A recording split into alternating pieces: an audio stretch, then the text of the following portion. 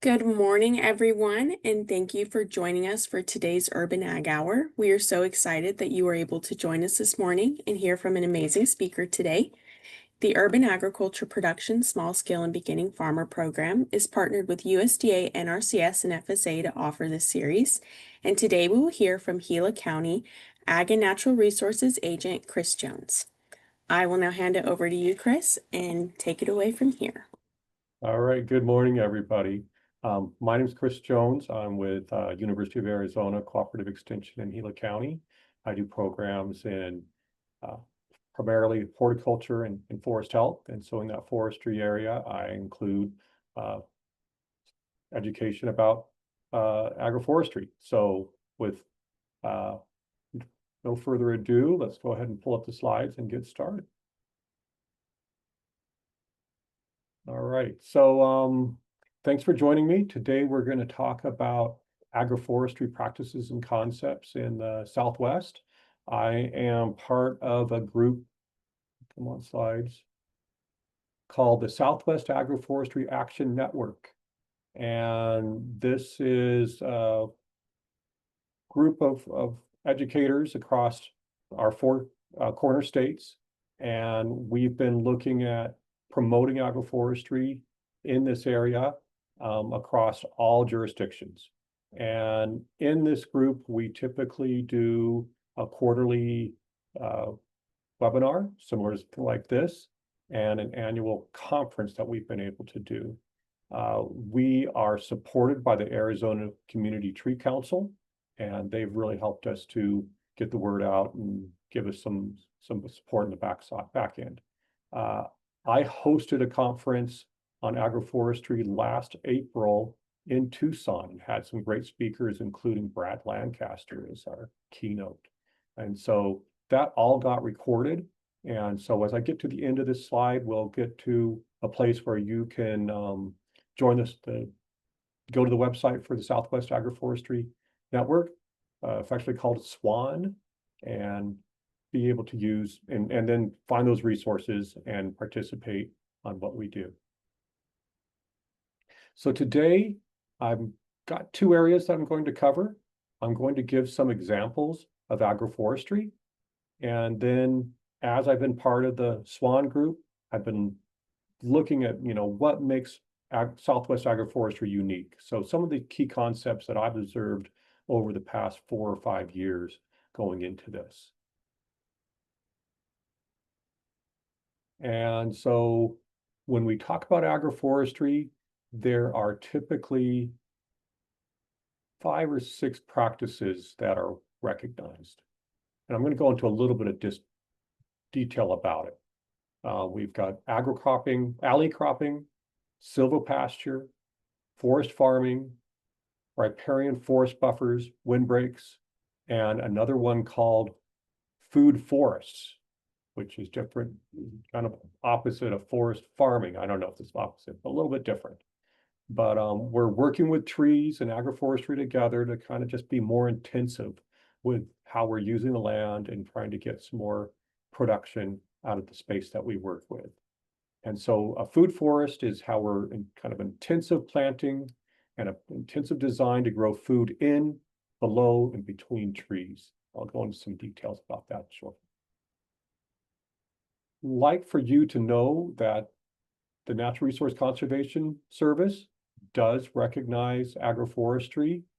And so they do have some conservation practice standards for riparian forest buffers, where you've got a stream area, be sure that you're growing some trees, creating a riparian area in there to protect that stream, the animals and fish that and aquatic life that may be in it, and cut down on erosion and pollution coming into it.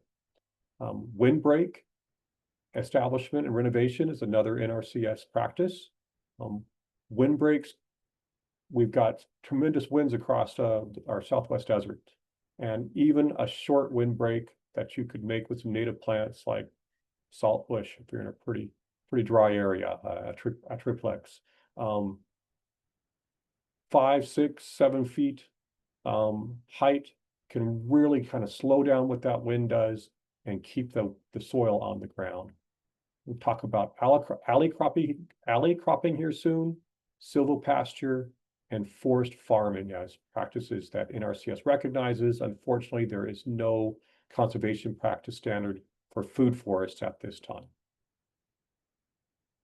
So alley cropping is the planting of rows of trees and or shrubs to create alleys within agriculture or horticulture crops are produced. And this can be a way for a farmer to diversify their income, to increase their production, improve landscape aesthetics, enhance wildlife habitat, and provide protection and conservation benefits. And so, you've got an area, a row of fruit trees, you can be growing another crop in between and just trying to make good use of that.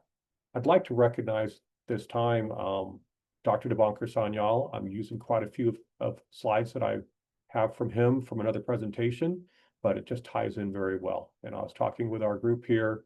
Devanker is our soil health specialist for extension specialist for the University of Arizona, based out of Yuma, and great source of information and great resource. Here are a couple more examples of alley cropping that would be appropriate for Arizona, growing crops within pecan trees or growing crops between pine trees.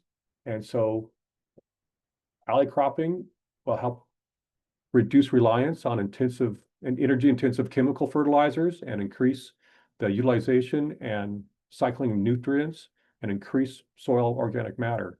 Your trees are growing there, they're going to be dropping their leaves. Their roots are going to be working the soil. You're going to get a little extra shade to help protect and reduce evaporation.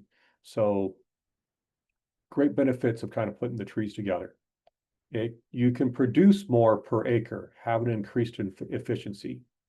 And by having your crops together, you may also be able to reduce fuel emissions by reducing the amount of equipment and that you have to run through a certain area. So not something we see a lot of, but I think great opportunities. And again, how you use those alley crops, they're doing the windbreak work for you as well.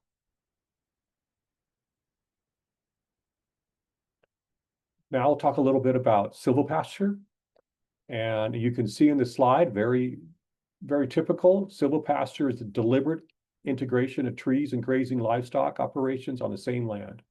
So a place may be growing pines as a kind of a classic model, and then the grass that grows underneath, the plants underneath, the animals can take advantage of. Our ranchers who have allotments on public lands, they're kind of doing this as well, except they're just using the forage, and then the public lands are providing those trees. Here's another cool example of it. Look here where you've got your chickens out under your peach trees or your orchard. So that's, like I say, being deliberate about it. Chickens work great. You can keep them in enclosed areas. You can run them at heavier levels, and they can really help mow the lawn for you, take out a lot of weeds. So think about silvopasture and agroforestry as a way to diversify an income stream.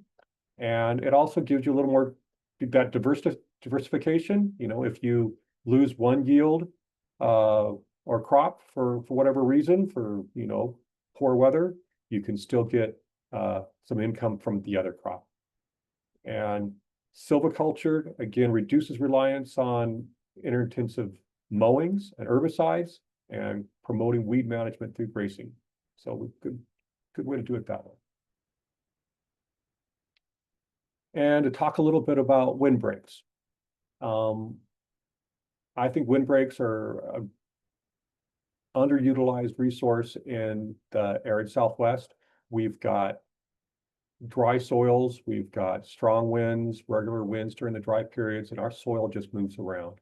And so if we're able to get more trees and or hedgerows, like I was saying, in the desert, saltbush can be something we could use, or just native plants.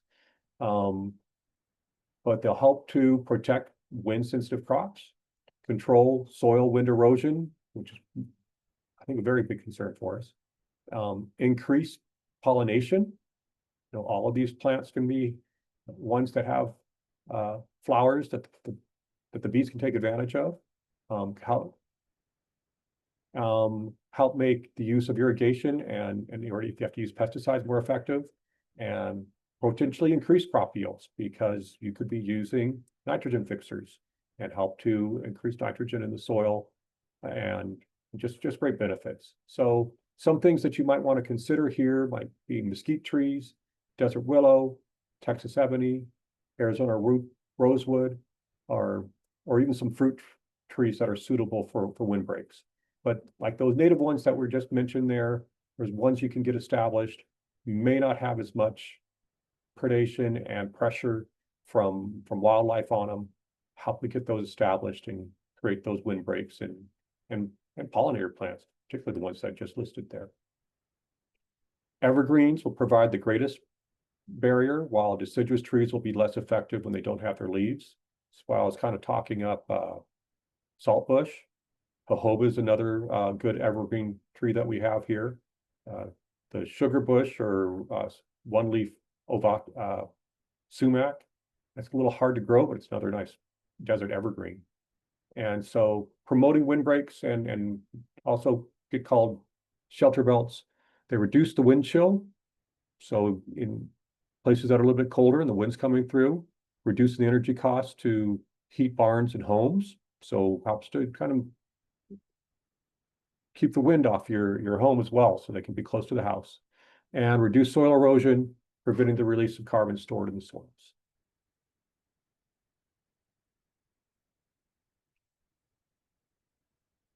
And food forests, the intensive planting and designed to grow trees in, below, and between the trees. Here's an example where we've got this youth garden project in Moab, similar dry, arid place where we, like northern Arizona, but in Utah, I guess, excuse me. But growing several things in one spot here, from fruit trees and herbs and other nitrogen fixers, just things that makes good garden space for people. And just working things together like that, look at these types of ecological functions that you can be getting from a food forest. Wind protection, shade, nitrogen fixing, producing biomass, nutrient accumulators, soil aerators with just getting the roots in there and making the move, weed suppressors by having a cover crop, living mulches, beneficial vertebrate habitat, the lizards and other creatures that are take advantage of that, beneficial insect habitat, pollinator habitat, and pest repellers, just many types of benefits that we can have by just being intentional about how we're growing these plants together. So when we look at a food forest, and the people who study this, and you probably, another presentation to be able to go into this in depth, but when they're putting plants together, they're planting in what they call a guild, and each layer of the forest aims to maximize the diverse reciprocal relationships between various lines. So on our overstory, you're going to providing the shade and the food. And so think of a fruit tree, we call a classic thing. I'll have some examples here. Another plant that's going to be fixing nitrogen, mesquite trees or others that we have, helping to get that nitrogen in the soil and help them to grow better. Have other plants that are going to be attracting pollinators. So pollinator plants, another thing that's going to help out. Others that help to repel pests. When we're growing in our garden, we often try to grow many plants together rather than in a monoculture, same type of plant in one field. And so just by having that diversity, it helps repel pests. As they break down, you'll be creating mulch, which is going to help to be suppressing weeds as well. So those concepts are things that'll go into a food forest. So here's some simple examples of that. And you can see this at the Watershed Management Group, which is down in Tucson. And in this here, they're got an overstory of native edible trees, the velvet mesquite, desert ironwood, palo verde, and palo verde trees. So, we can make mesquite flour. If you've ever had palo verde beans when they're fresh and green, they're just the adami of the desert. Good plants to use. And then growing under that, they've got pomegranate and fig, or citrus and grapefruit trees. Some of these plants, they tolerate shade quite well, particularly pomegranates do fine with shade. So thinking of some of these, and then our Arizona sun is an intense amount of sun, so a little bit of shade can help a lot. And other popular understory plants are the wolfberry, lycium, which is edible, oreganillo, easy to grow, chiltepine, prickly pear, another easy plant to grow that we can be using as food. So that's pretty much the concept of what we're talking about when we talk about food forests. Here's another example, a wetter site perhaps, where they're growing their cherry tree, gonna get that up growing over there. That goji berry is like our wolfberry, elderberries, mint, which, good ground covered, likes the water, will take over. Flax for flowers and bring in the pollinators, penstemons as well. Stinking nettle for the cover there.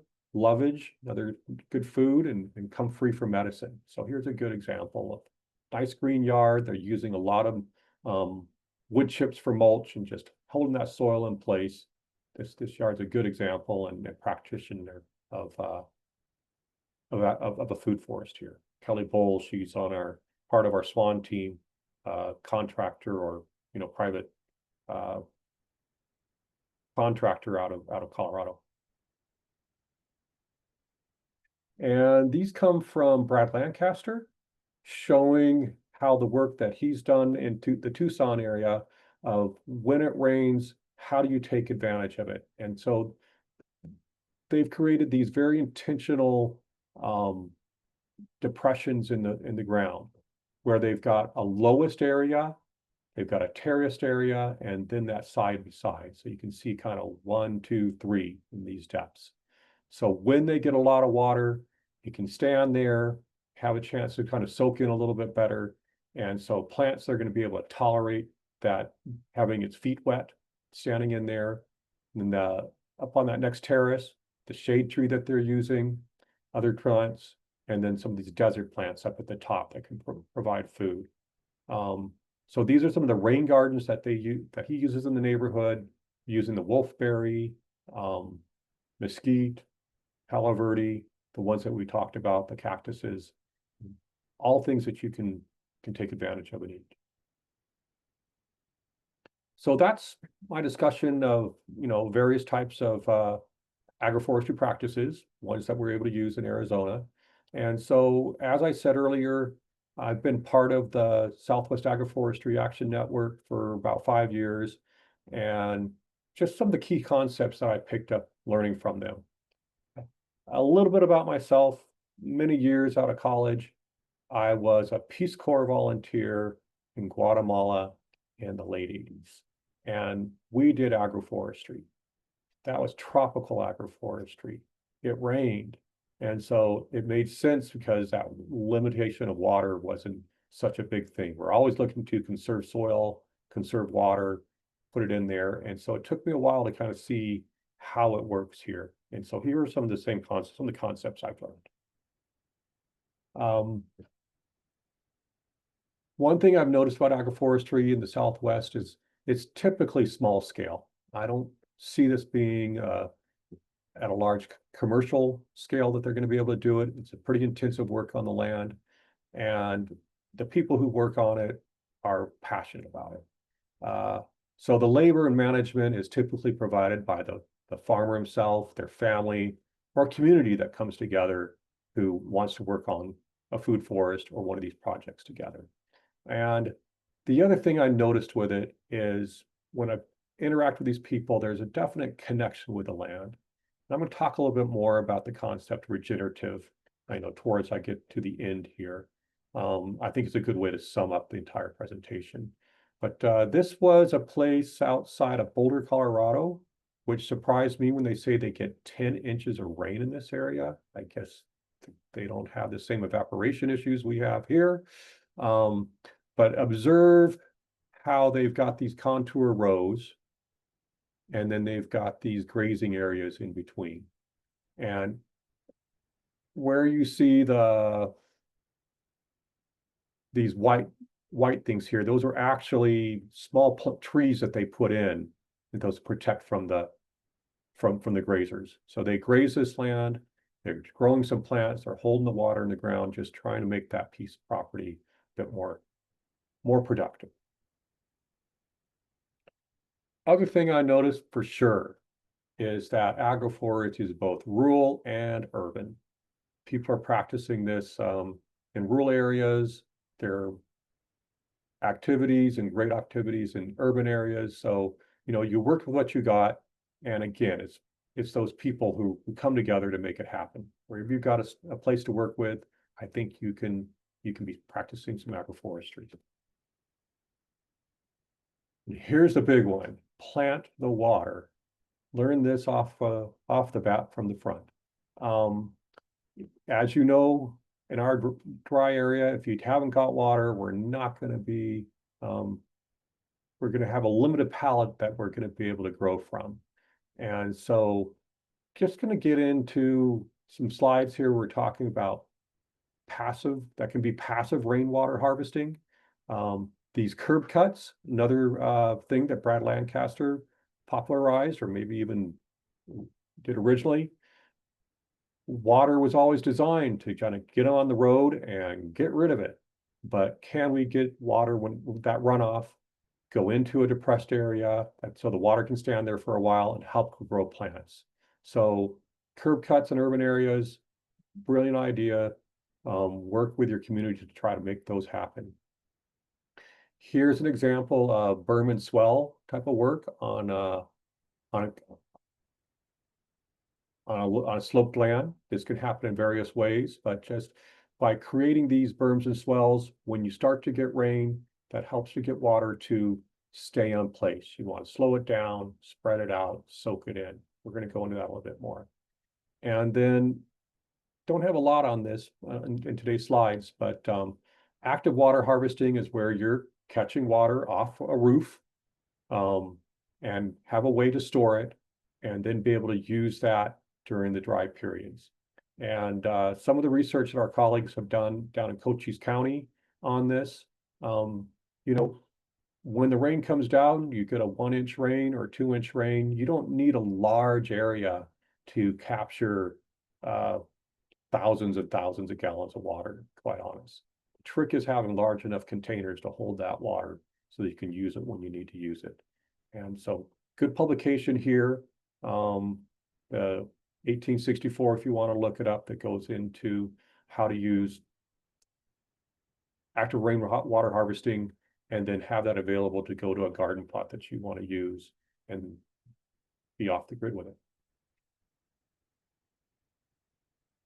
Another important part of soil conservation and planning the water is the idea of contour barriers. Contour barriers are built to follow the contour of the land. They can be using walls or mounds, grass or brush, or trenches like the swell and berm that we talked about to prevent the soil from being carried away by wind and water. And so, this looks more like the stuff I was doing back, in the day in the tropical forestry, but still the exact same concepts. When we get rain here in Arizona, it's not unusual in many places that we're getting a summer downpour in excess of 1 inch, maybe two or 3 inches at a time. So that can create a lot of erosion, and getting that water to slow down, spread out, and soak in is how you can be able to grow plants.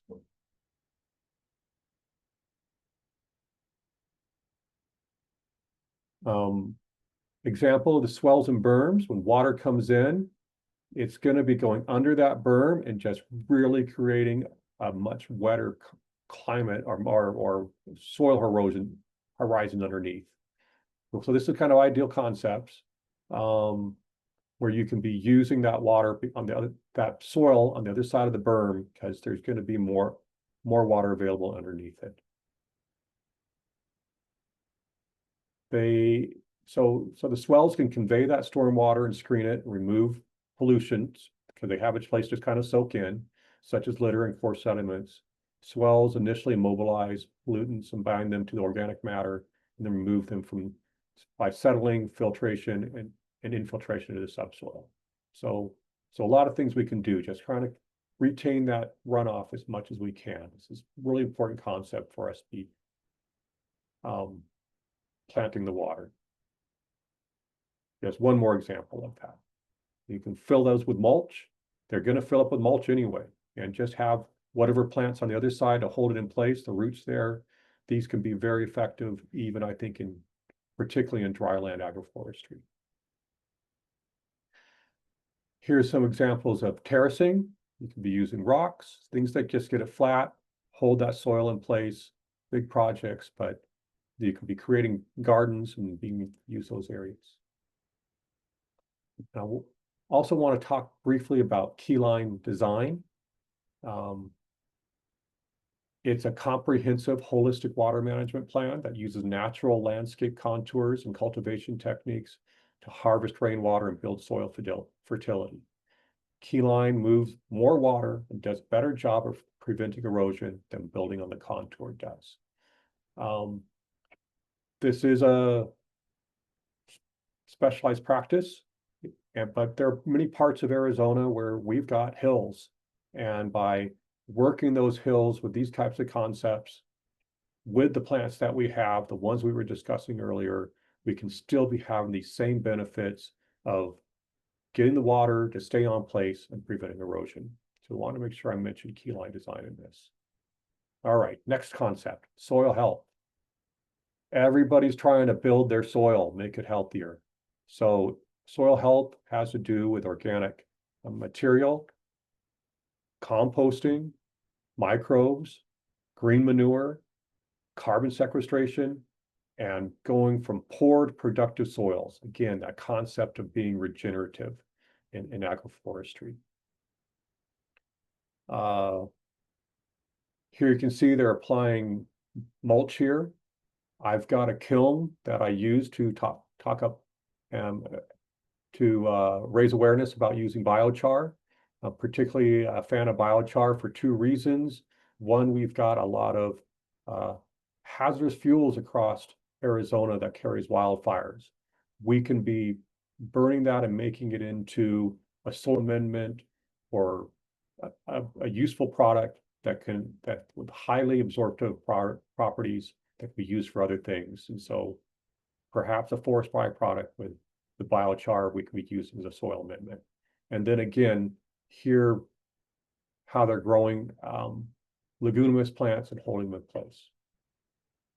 So some soil health principles include soil armor, just always getting those roots, getting something on the ground to hold it in place, maintaining those living roots,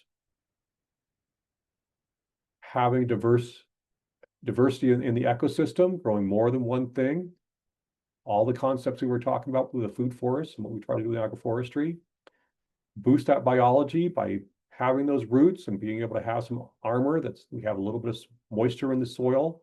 Our soil organisms and microorganisms are able to thrive. Integrating livestock is another way to be able to increase the manure that we're putting on the soil naturally and just kind of turn it over, using livestock in the correct way, and also a way to make profit. And of course, minimizing soil disturbance, turning, kind of no-till and working on that, some major soil health principles.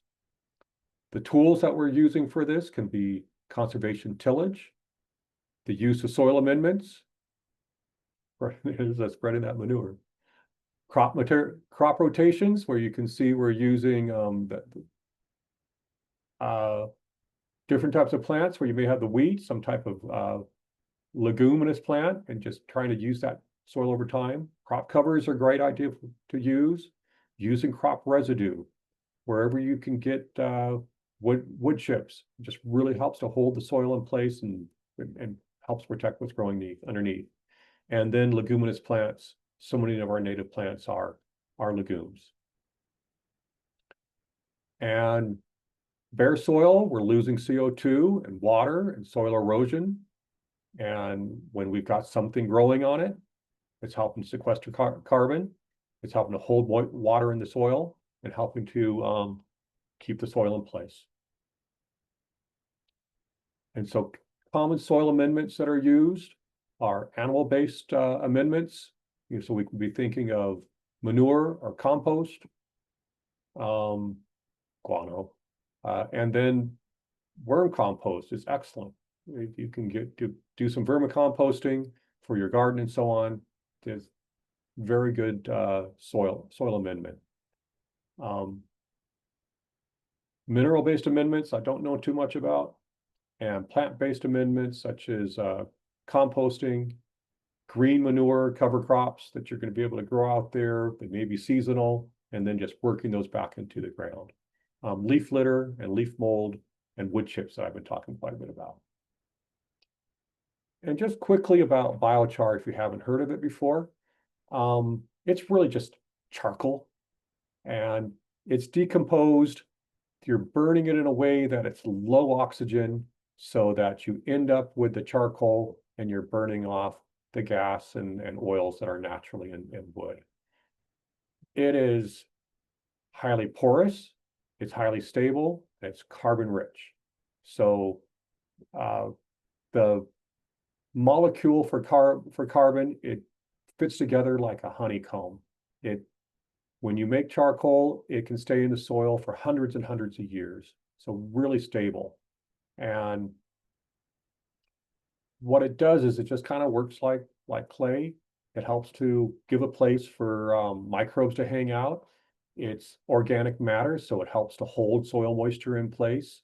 And so I think there's a lot of good benefits for biochar. We are kind of at an early research area of it, many different feedstocks that can be used. Here's an example of how they're using, I don't know what bagasse is, horse shavings or palm fronds, yard waste. We'd be mesquite and pine. Those would be common ones that we could use in Arizona.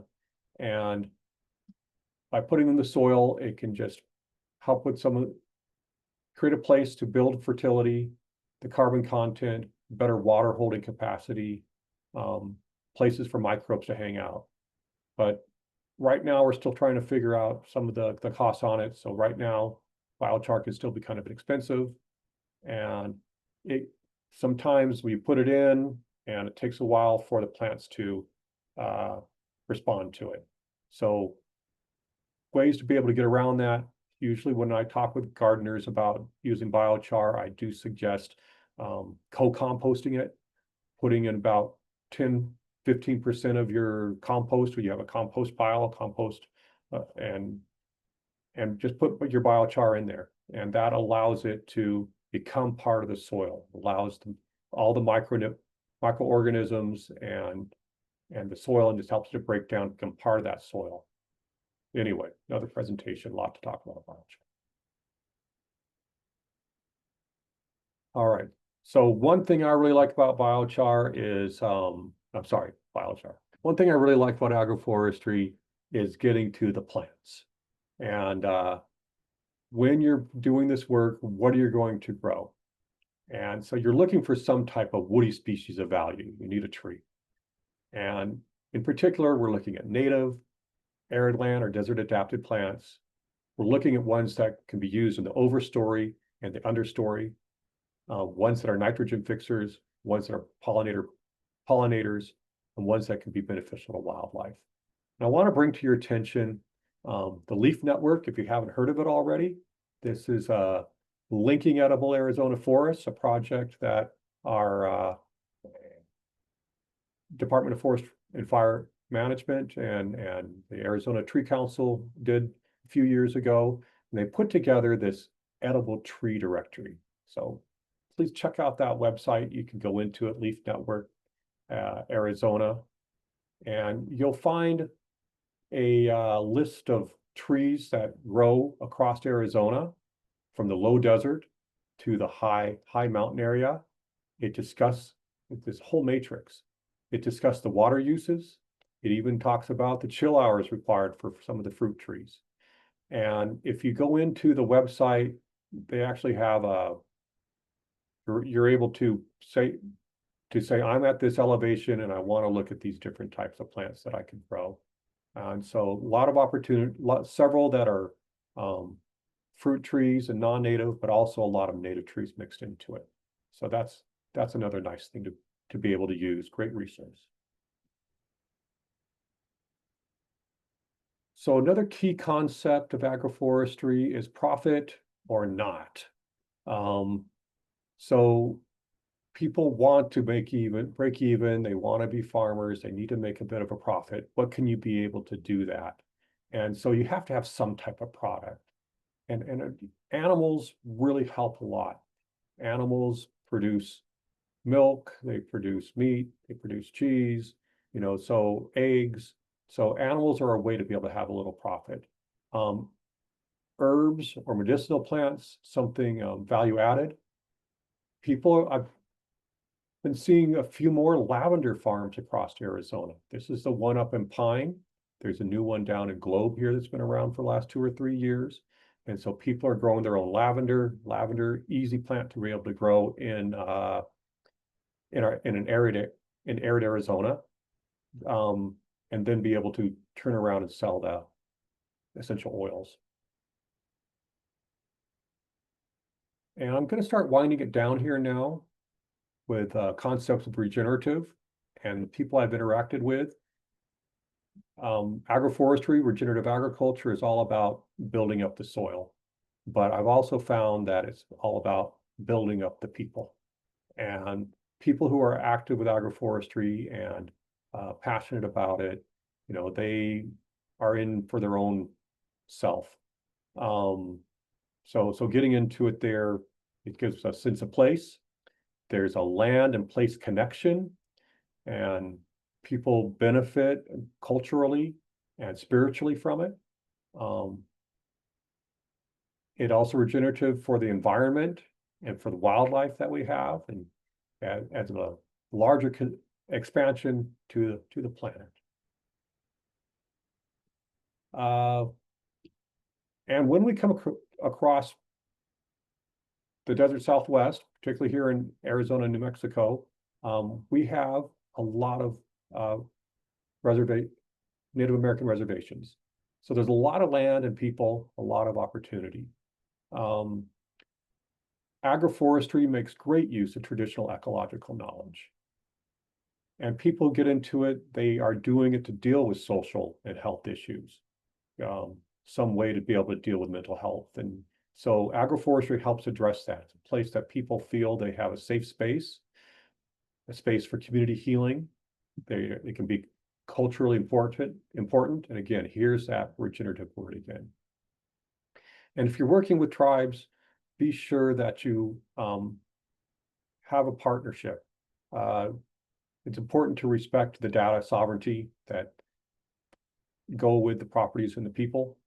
And so again, building that relationship, going through the process, we've been able to interact quite a bit with programs with our federally recognized tribal extension programs, other things with the Pueblos in New Mexico. People just using these not just to grow, but also just to grow themselves. Here's a great example of the Hopi-Tuska permaculture project, and just working together up in Hopi area to grow.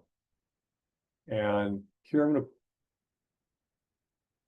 going to finish it up here with this definition of regenerative agroforestry. So we're trying to go from degraded soils, poor biodiversity, water evaporation, degenerative soils, and crossing through being sustainable. The land is in a steady, static state to regeneration. And then the soil gets restored, biodiversity grows, water and carbon are absorbed, the soil starts to live again. And I think even in our desert soils, we could be doing this. So regeneration describes the notion of replenishing what has been exploited, repairing what has been damaged. And with that, I believe, oh, just a few more things here with core principles. So the core principles of regenerative agroforestry, we've got the soil, contributing to building soils along with soil fertility and health, water, increasing water percolation, water retention, and clean, safe water runoff, biodiversity, enhancing and conserving biodiversity, ecosystem health, capacity for self-renewal and resilience, and finally, and pretty important, being able to sequester carbon. I believe with that, I'm going to finish up and encourage people to join that SWAN listserv. We don't send stuff out all the time. You're not going to get spammed, but you'll find out when we're having webinars and events and all the resources that are available at this website. And that's my presentation here. Awesome. Thank you so much, Chris, for that wonderful presentation. Hold on a second here. I need to fix my fix something.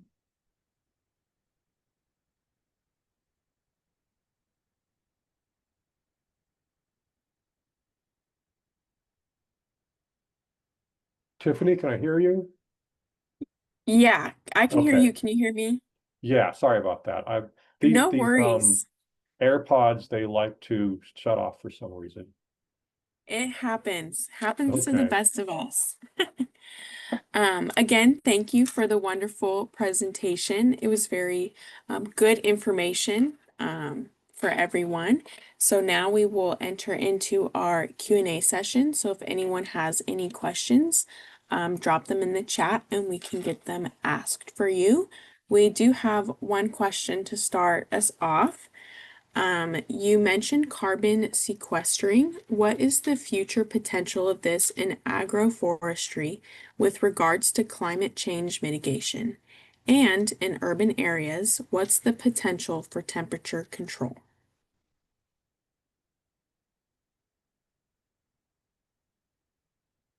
As I was saying, one of the key concepts that I've experienced with agroforestry in the Southwest is that it's small scale, family and so on. So us being able to sequester in these areas, we're going to be able to do a little bit.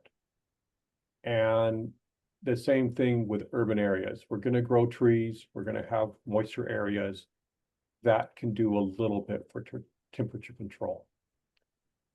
I think what's most important about agroforestry in that sense is that it's done by people and people get involved with it and they learn about what's happening with the land, how to sequester carbon with it and the importance of it.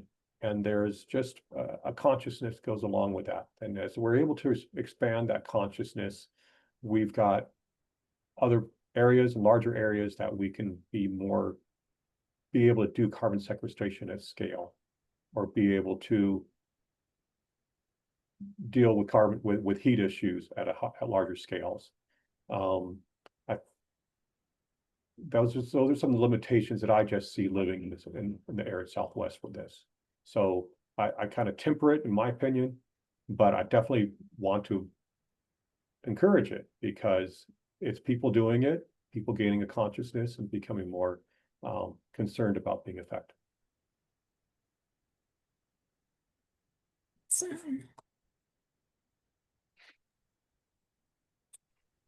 Hey, Chris, I have a question for you. How do you decide on the species and the crop in alley cropping? Like, how do you decide Okay, on the I'm gonna turn trees? off these headphones because they're just dying on me each time. No problem. Okay, well, I missed that question. Please start Try again. So how do you decide on in alley cropping, how do you decide on the species that you're going like of trees and crop?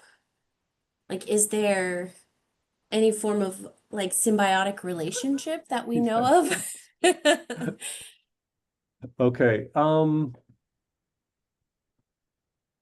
Just random thought, really. Yeah. Um, I think sorry, Sarah, repeat that. I was messed up So with. how do you decide, I've got some trees, I can put them in, I can alley crop. Like how do you decide which trees or which what you're going to put there? Let's say I grow cotton, for example, versus grapes, how do you is there a symbiotic relationship that we know of between, or is there something that we are trying to accomplish with a specific species to a specific crop? Ooh. Um, I appreciate the question. It makes me think, Sarah, Oh, because I'm a sorry. lot of It's times just my random when thought. you think of these things, you kind of like go back to the traditional bottom line, and am I going to be able to make some type of profit? So what am I going Right. to grow that's going to provide me a good crop? Here we are in a in where everything's going to have to be irrigated. So how much Yeah. water is that going to cost me, and what it's going to do? So Yeah. um, this is why I was just kind of going back to something as simple as that atriplips, our salt bush. It'll Mm-hmm. grow in the low desert and provide that windbreak and some pollinating opportunities that'll help the other crop that you're going to grow. You're not really getting any type of product off of it, unfortunately. Jojoba, you could. Um, and then when I've first talked with this, I think you've had a chance to meet with Rodolfo Martinez, Mm-hmm. and he Yes, got yes. excited about growing mesquite and agave together. Native plants that we Oh, didn't have to do a whole lot about. And so being patient, um, get those agave to a point where you can get a crop out of them, whether that's tequila, or or the agave nectar, but eventually that will happen. And then you've got the mesquite trees that are fixing nitrogen, that are providing shade, that are providing mulch. A lot of great yeah. benefits that we have with mesquite trees, and changing some attitudes where people want to remove all the mesquite trees because they're weedy or whatever the issues are. But in the end, they provide shade, they provide nitrogen fixing, they're useful. And they do provide food. They provide um grain and flour in a way. Mesquite Right. flour. Yeah. Okay. Okay, great. Yeah. And I see a message here from Willie. Thanks for joining me. And I have definitely seen jujubes added to agroforestry operations. Um, Jujubes are two plants that I really like. It kind of like the mid-desert. I don't know how well they do at the lower elevation. I guess it'll take some additional irrigation. But jujube and pomegranate, they both can be fairly um, uh, drought tolerant and resistant to dry periods, and both be able to tolerate an overhead shade. I've had experience with different jujubes, some that I didn't think taste that great, and then I visited Emerson Jones's place outside of Mare, and boy, his jujubes are delicious.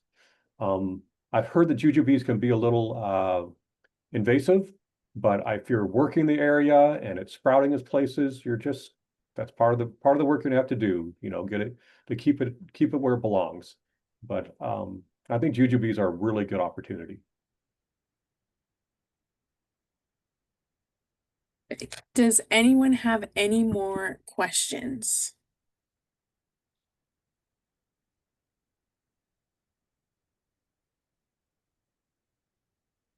All right. Well, Chris, we would like to thank you again for your time and your wonderful presentation. Thank you for joining us for this month's Urban Ag Hour. And we hope to have some working to work with you in the future again.